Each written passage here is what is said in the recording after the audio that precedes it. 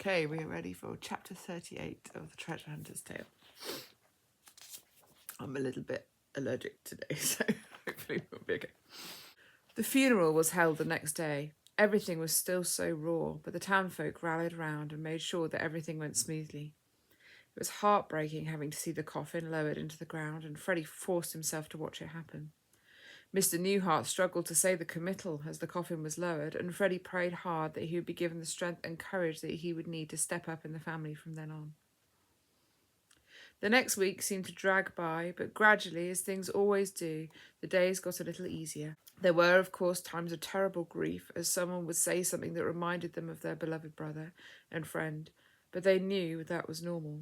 Indeed, grief is a very individual thing. Some prefer to grieve quietly, without anyone to hold them. Others need holding through it. Freddie found that he was helped very much through this time, and unbeknownst to him, put on spiritual muscle. It was Mr. Saved by Grace that really seemed to struggle. He seemed closed off, but said he wanted to get on with his mission with the church. But Mr. Newhart was concerned for his brother. He seemed distant and even a little cold. In truth, there was a serious inner struggle going on in the man's heart and mind. He was tormented with whisperings by the evil one, suggesting that he could have prevented the death of his dear friend, or should have been the one to make the sacrifice. He struggled with the goodness of a king that would allow such a good man to die in such a way. He wrestled with his own salvation as the evil one came in the night watches and made him think that he didn't even belong to the king if he was questioning his goodness. It was indeed a very dark time for the poor man, and everyone noticed the change. It frightened Freddie to see his uncle, who he looked up to so much, seem so disillusioned, and he prayed that this dark cloud of depression would lift. But it carried on. Mr. Newhart noticed a steep decline in church attendance, but what was going on there was actually far more cunning and serious. A few months after the funeral, Freddie was walking through the town doing his bakery deliveries. He had only just started back as he had been needed so much at home recently. He had enjoyed getting back into the routine of his job, and he had plenty of time to think and pray as he did his deliveries. He was a well-known face in the town now, and people would stop and chat to him to ask after his family and friends. He would tell the people he delivered to that Jesus calls himself the bread of life. "This bread is good," he would say, passing it over, "but after eating this, it will not be long before you are hungry again and need to order more." At this point, he would pull out a little Bible. "But this bread," he said, holding out the Bible to the customer, "this bread will sustain you always." Freddie had such a winsomeness about him that more often than not the customer would take the Bible that Freddie offered them. This was a little mission that Freddie had developed on his own. With the money he had earned from his bakery job and any other odd jobs he could find, he had purchased a whole bundle of little Bibles that he would hand out to anyone he met. Thankfully, the baker, who was Mrs. My Weaknesses' Strength's husband, was only too pleased to let Freddie do this on his rounds, as he too loved the king and wanted to help Freddie in his mission. Hope had asked if she could join her brother on his Saturday rounds, but she had been told how much walking and carrying was involved, and so she had given up on that particular idea. However, she knew about Freddie's bread evangelism, as she called it, and she wanted to help, and so she would do little odd jobs for her mother and grandmother especially, who would readily give her a penny, which she then gave to Freddie for the bread evangelism. Ian, who had just started weaning, enjoyed the breadstick that Freddie always tried to bring back for him, and he would sit on the top step and suck at it until it became all mushy and then swallow it down with great satisfaction. It was one of those evenings, as Freddie was walking home from his rounds, with his breadstick for Ian and a larder cake, a family treat, which the baker had given to him for a job well done, that Freddie came across a little shop he had not noticed before. He had taken a different route home and had never been this way in the past. The little shop was boarded up, but something about it made Freddie think of an idea that he just couldn't shake. That evening he spoke with his father. "What would you think about opening a little shop where we could sell Bibles and things?" he said, licking his fingers after a particularly sticky slice of larder cake.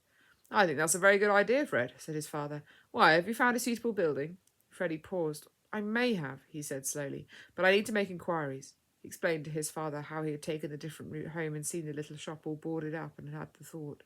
His father beamed. "What a thoughtful young man you're becoming, Fred," he said happily. "Would you like this to be your work, or do you want us to help?" "I'm not sure yet," said Freddie. "I'll pray about it and let you know." That night he lay in his bed, visions of how he would make the little shop a true place of welcome and encouragement coming to mind. As what usually happens when one is seriously thinking something through, all sorts of possible ideas and problems rushed through his mind.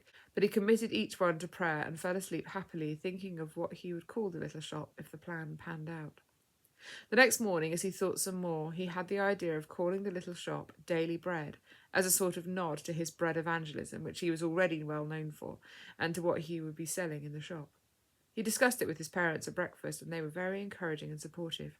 "I will speak with the town council today, then," said Freddie, pushing back his chair from the table, "for I would like to at least know if the shop is actually available to be purchased." Mr. Newhart and his wife smiled after their son as he strode manfully out of the house.